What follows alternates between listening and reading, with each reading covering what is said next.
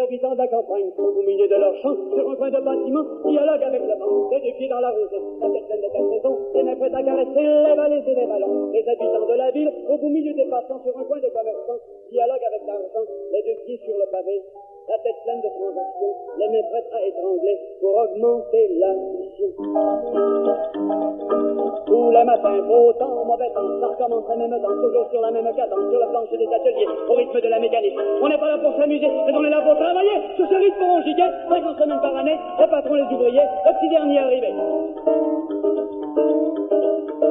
Les habitants de la campagne s'organisent pour s'amuser, les soirées pour y chanter, y danser, y tourner, aller voir se trimousser, se scorer et perdre pied. On est là à se demander pourquoi les avoir quittés, car les habitants de la ville ont préféré la fortune les 100 pieds par 200 pieds, les maisons préfabriquées aux montagnes. Québec, vieille capitale, est une ville touristique reconnue par ses sites pittoresques.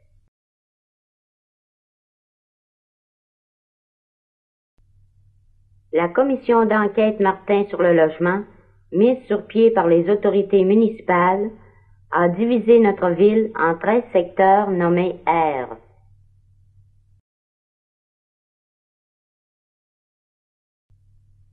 La rivière Saint-Charles,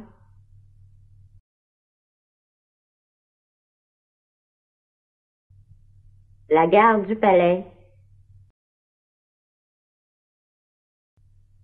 la falaise ou la Haute-Ville et le boulevard Langelier borne l'aire 10 qui se compose de 3 paroisses. Saint-Roch, fondé en 1829,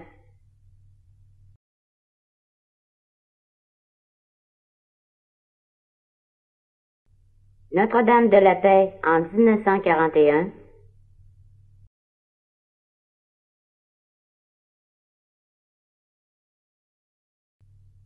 et Notre-Dame de Jacques-Cartier en 1901. L'aire 10 était un quartier industriel, commercial et résidentiel.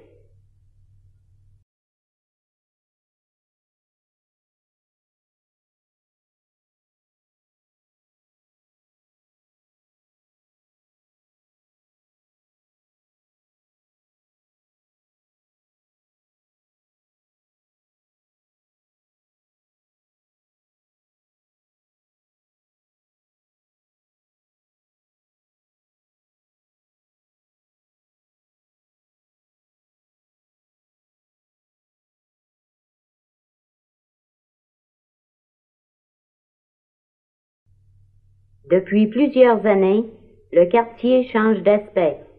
L'activité du centre-ville va en décroissant.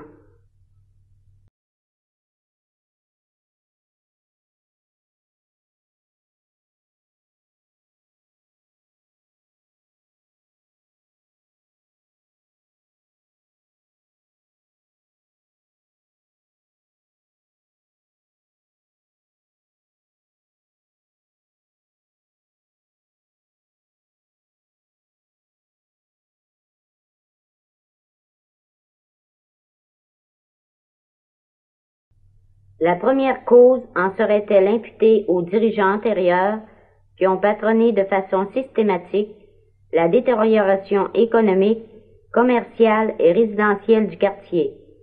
Ils ont ainsi été la cause directe du départ de plusieurs citoyens et du défaitisme de ceux qui restaient.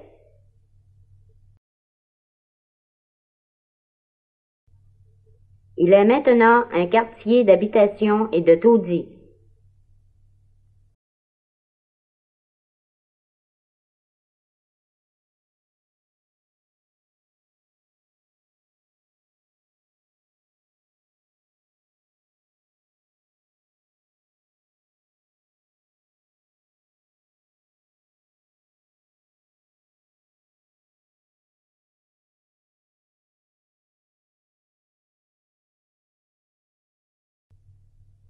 Au début, des citoyens conscients de leurs droits ont travaillé individuellement pour rénover l'habitation et se sont groupés pour devenir un front commun.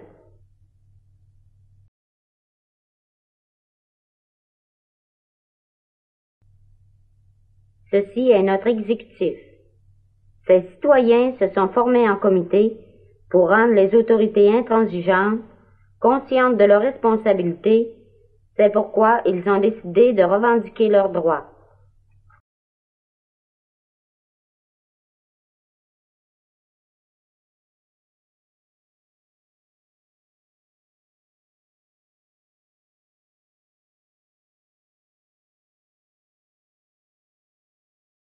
La population a conséquemment diminué de 14 700 âmes en 1958 à 11 000 en 1968 et la fonction économique du quartier s'en est donc ressentie. En effet, le quartier se trouve dans des conditions d'habitation vraiment impensables et les gens vivent dans de telles conditions. Hélas, comment peut-on se loger convenablement dans des foyers aussi insalubres où vivent 8 ou 9 personnes dans 4 pièces exiguës? N'est-il pas inconcevable de croire que cela existe vraiment chez nous?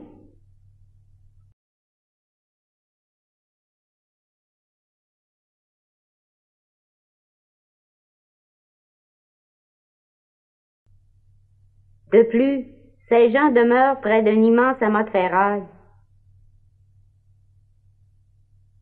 Ces berges sont du quartier. Il nous les faut pour l'aménagement de l'air 10. Voilà les terrains que nous voulons à tout prix pour l'emplacement de nos habitations en primaudique. La valeur humaine et les droits élémentaires des citoyens ont été brimés. Nous vivons dans le quartier et nous y demeurerons. Est-ce que nos dirigeants sont incompétents ou manquent-ils de bonne foi? Devrons-nous aller diriger nos gouvernements?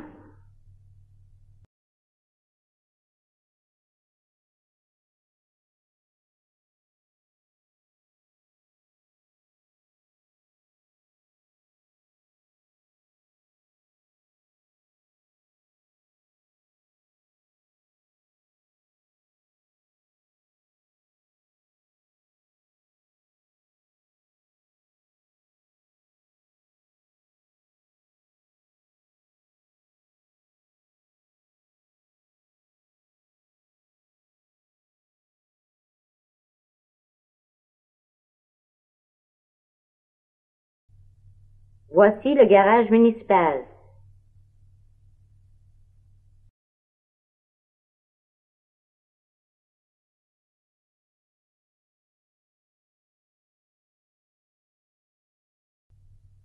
Que de stationnement! L'automobile prend la place des maisons. Pourquoi, à la place de ces multiples stationnements, ne construirait-on pas des habitations?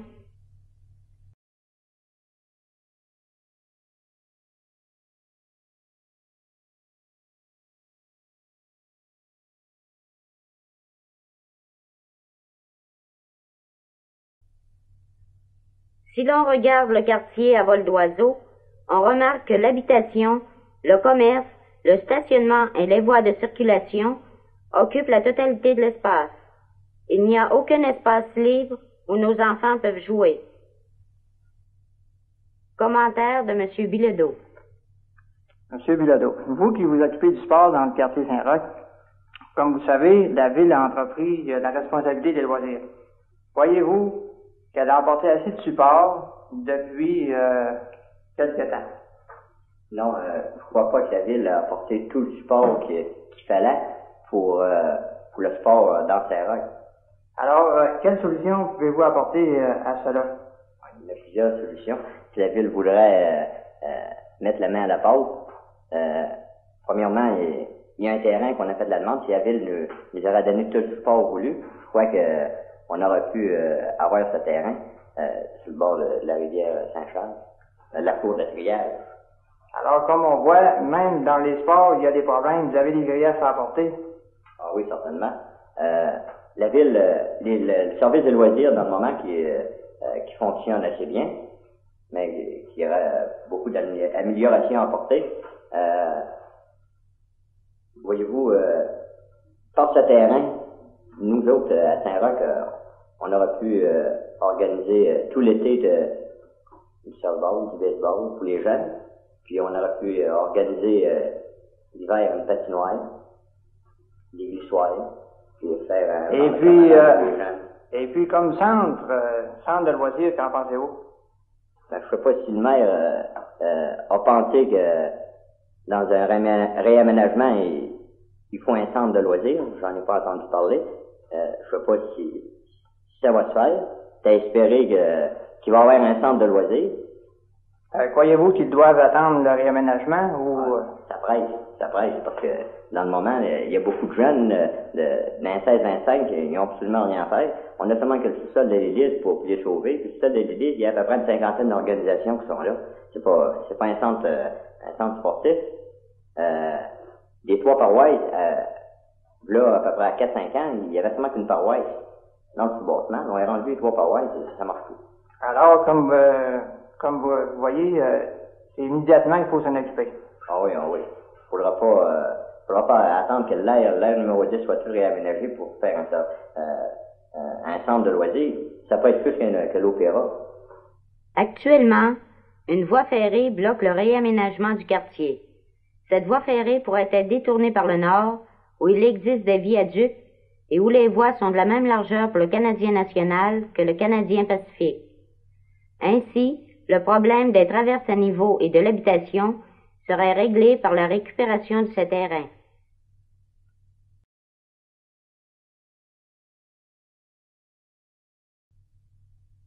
À la lumière de ces problèmes, nous sommes positifs que les grands de la finance jouent leur influence, puisque nos gouvernants laissent notre quartier se désagréger.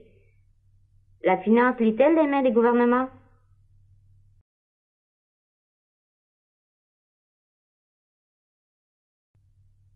Voici le commentaire de M. Charles Guy. Monsieur Guy, que pensez-vous du commerce dans le quartier présent? Pour le commerce, le quartier Saint-Roch est bien désavantagé, je crois. Premièrement, pour la circulation. Ensuite de ça, il y a le facteur de diminution de population. On est seulement à visiter un peu le quartier pour s'apercevoir qu'il y a certainement une troupe. Les commerces, il y a beaucoup de commerces de fermés, des locales à louer. Enfin, on voit que depuis quelques années, il y a une grosse diminution dans le commerce. Les autorités sont des parasites envers les citoyens qui paient des taxes et qui veulent en arriver à des fins qui ne sont pas un superflu, mais un simple minimum vital. On ne veut pas faire comme nos pères, attendre 50 ans pour obtenir la rénovation de notre quartier.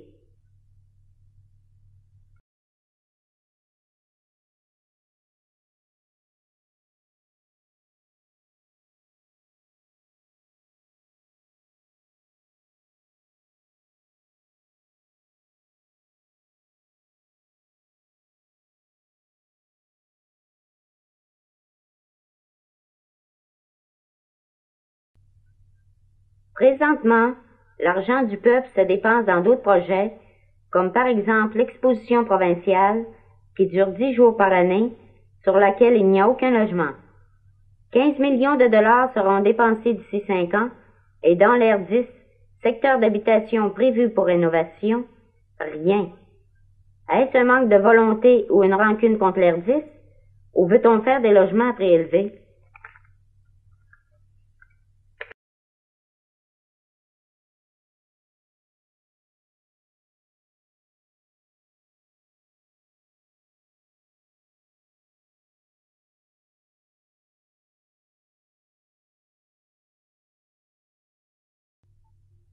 On ne croit plus à la compétence de nos dirigeants actuels, aux promesses et aux réalisations de veille d'élection, aux autorités fédérales, provinciales et municipales qui ne se comprennent plus elles-mêmes et se lancent la pierre.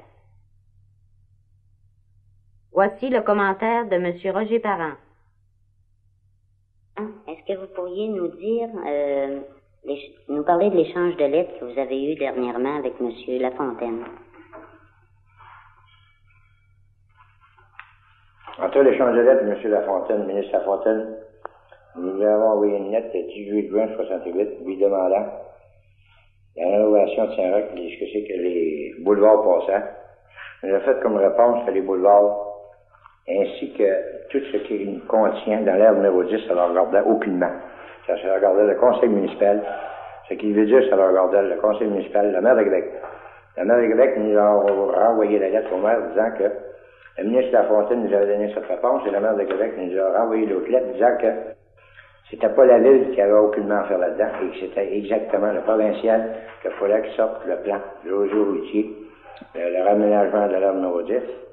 Et vu que le maire dit une chose et le ministre Lafontaine dit l'autre chose, nous ne savons pas à quel point que si c'est le municipal ou le provincial qui dit vrai ou qui dit pas vrai. Là, nous sommes rendus à d'autres correspondances avec le ministre Lafontaine que nous allons voir prochainement pour savoir la vérité d'un ou l'autre. Il est indiscutable qu'il faut régler le problème du logement vite si nous voulons le plein épanouissement des gens de notre quartier et de notre société.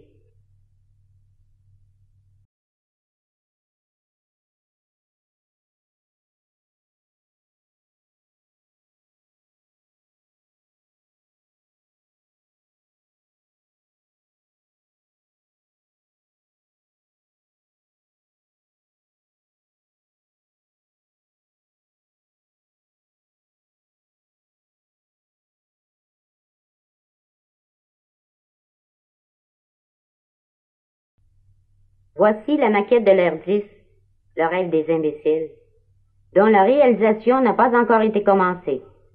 Si on attend 25 ans, il sera trop tard pour nous. Elle sera pour une génération future. Enfin, la municipalité aura réalisé son rêve. L'Air 10 sera pour les riches.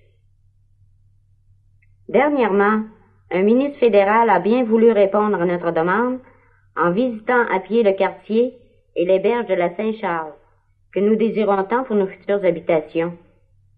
Espérons que ce ministre restera éveillé à notre demande et qu'il saura éveiller notre député qui nous soutiendra de toutes ses forces.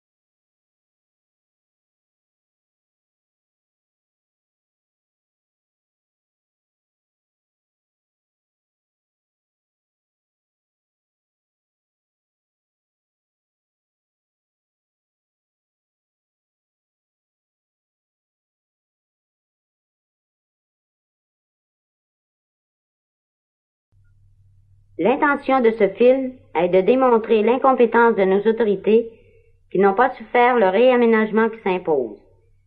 C'est beau d'étudier le problème de l'habitation, mais assez d'études ironiques en laboratoire. Apporter des vraies solutions, exécuter le projet de l'Air 10.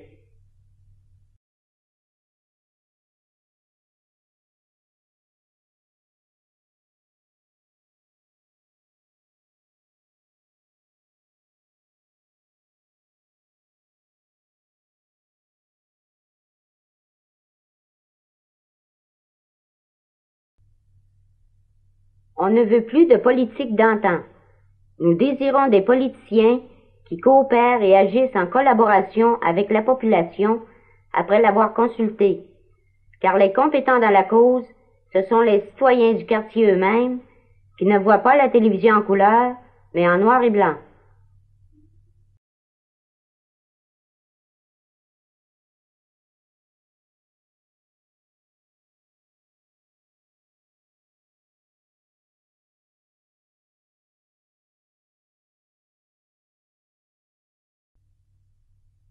Commentaire de Monseigneur Lavoie. Vous êtes content, vous n'êtes pas content du film. Possible que telle image vous a heurté, possible que telle phrase vous a bouleversé ou contrarié ou agacé. Vous avez votre réaction, bien certainement. Ne vous arrêtez pas trop, je pense, aux détails, à tel détail en tout cas. Ce qui compte, c'est que vous avez assisté à la vision d'un problème tel que l'aperçoivent des citoyens qui ont voulu s'éveiller à leurs responsabilités civiques. Ce ne sont pas des citoyens embusqués dans un coin de la ville et qui ne voient que leur coin.